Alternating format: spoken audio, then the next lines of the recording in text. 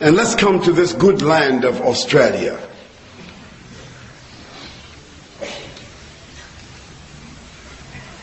In case you Muslims who are immigrants, and even if you immigrated 80 years ago, you're still an immigrant. Now I know you say, no, I'm Australian, I'm naturalized. But let me give you a little history, because I'm a history person. I'm a sociologist. And so I study these things to understand human behavior.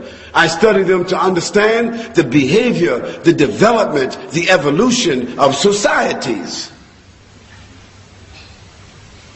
And right outside your door,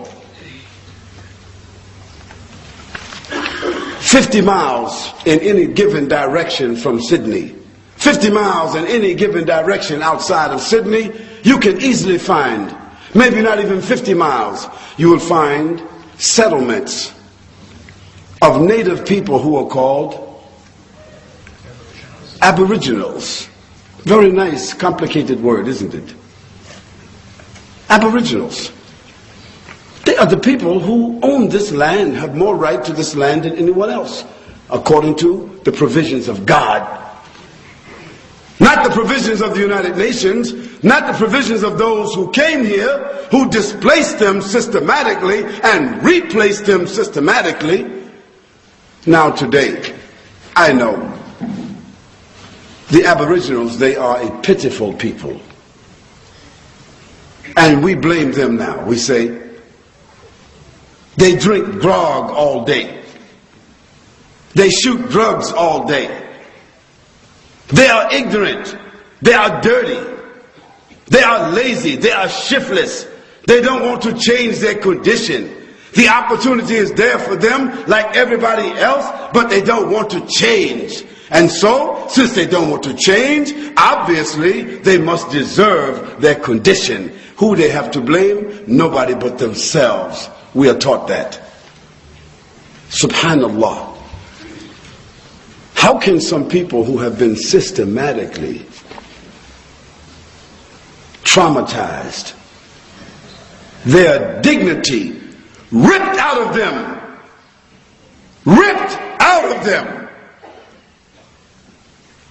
they are traumatized. They don't know who they are. They don't know where they are. Just for a moment, Muslims, take the time tonight or tomorrow, you and your children, if you dare and if you care, study what has happened to these people. Study what has happened to them, and you will cry. If you have any feeling inside of you as a Muslim, you will cry. You will hang your head down, and you will say to yourself, do I really deserve to be here in these people's place? The systematic destabilization of the Aborigines, 16 million of them. This was an act of inflicting systematic attacks and assaults upon individuals and places within human populations with the purpose of instilling fear and trauma and criminal occupation. And what is the definition of that? Terrorism. We can go on and on. We're only talking about the last 200 years based upon the definition of Funkenwagner, Webster's, and Oxford. Their own definition is not Khalid's definition. We can go to the land of India, where many of you find your roots.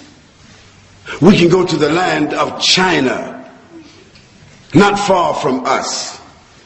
And between India and China, more than 86 million people have been systematically destabilized, liquefied, murdered, replaced in the same way.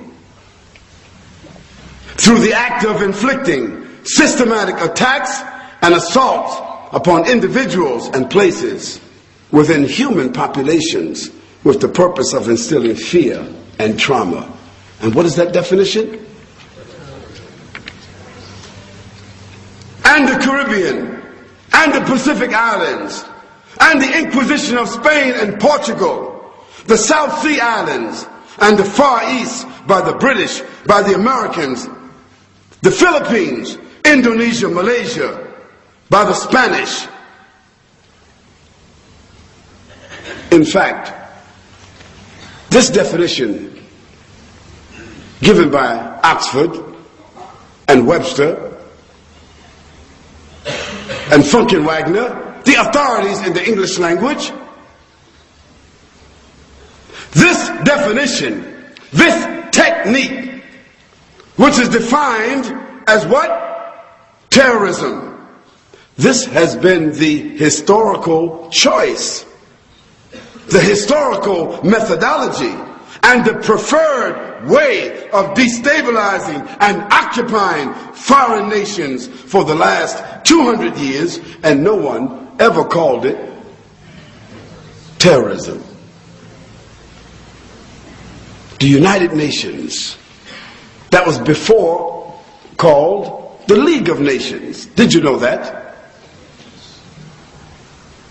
They never defined any of these actions, any of these barbaric, tragic intrusions, criminal occupations, destabilizations, murder, and protracted crimes on humanity. They never called it what? Terrorism. Now let's go to the issue of, before we go to the issue of the suicide bombers and the freedom fighters who are called fanatics and extremists, let's first add up this, what has happened in the last 200 years. Did anybody keep count with me? Excuse me. How many? 487 million. That's 500 million people. I didn't say in jail. I didn't say oppressed. I said totally destabilized, eliminated, slaughtered, liquefied, or otherwise eradicated over a period of 200 years. Now that crime will be paid for because Allah